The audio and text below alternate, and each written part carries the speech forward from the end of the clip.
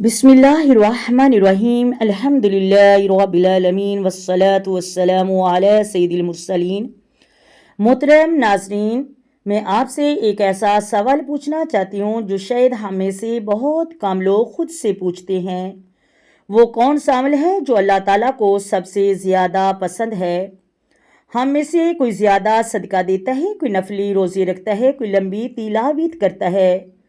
یہ سب عظیم اعمال ہیں، لیکن رسول اللہ صلی اللہ علیہ وآلہ وسلم نے ایک بہت اہم حقیقت بیان فرمائی۔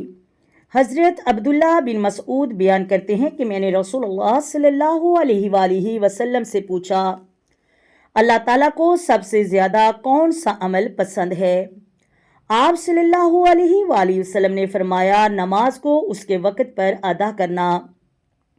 میں نے عرض کیا، پھر کون سا؟ آپ صلی اللہ علیہ وآلہ وسلم نے فرمایا، ماں باپ کے ساتھ حسن سلوک کرنا۔ میں نے عرض کیا، پھر کون سا؟ آپ صلی اللہ علیہ وآلہ وسلم نے فرمایا، اللہ کی راہ میں جہاد کرنا۔ صحیح بخاری اور صحیح مسلم شریف کے اندر یہ روایت موجود ہے۔ محترم ناظرین، ہم کبھی کاروبار کی وجہ سے نماز مؤخر کر دیتے ہیں، کبھی موبائل میں اتنا مصروف ہو جاتے ہیں کہ اذان کی آواز بھی ہمیں نہیں جگاتی۔ حالانکہ اللہ تعالیٰ قرآن مجید میں فرماتا ہے، بے شک نماز بے حیائی اور برے کاموں سے روکتی ہے۔ اگر ہماری نماز ہمیں گناہوں سے نہیں روک رہی تو ہمیں اپنی نماز کے خشوع اور اخلاص پر غور کرنا چاہیے۔ پھر رسول اللہ صلی اللہ علیہ وآلہ وسلم نے نماز کے فوراً بعد والدین کے ساتھ حسن سلوک کا ذکر فرمایا۔ آج کتنے لوگ اپنے والدین سے سخت لہجے میں بات کرتے ہیں، ان کی خدمت سے غفلت رہتے ہیں یا پھر دنیاوی مصروفیت میں انہیں بھول جاتے ہیں۔ یاد رکھیے، والدین کی دعا انسان کی زندگی بدل سکتی ہے اور ان کی ناراضگی بہت بڑے نقصان کا سبب بن سکتی ہے۔ پھر تیسرا عمل اللہ کی راہ میں کوشش اور قربانی ہے، جو ہر شخص اپنی استطاعت کے مطابق اللہ کے دین کی خدمت، نیکی پھیلانے اور حق پر قائم رہنے کی صورت میں بھی کر سکتا ہے۔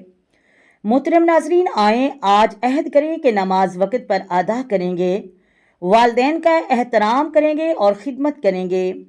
اپنی زندگی کو قرآن و حدیث کی سنت کے مطابق گزارنے کی کوشش کریں گے، شاید یہی 3 اعمال بخشش کا ذریعہ بن جائیں۔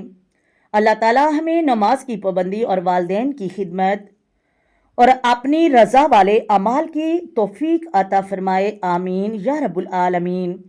اگر یہ ویڈیو آپ کے دل کو چھو گی تو اسے ضرور شیئر کریں، کیونکہ ہو سکتا ہے ایک شیئر کسی کی زندگی بدل دے۔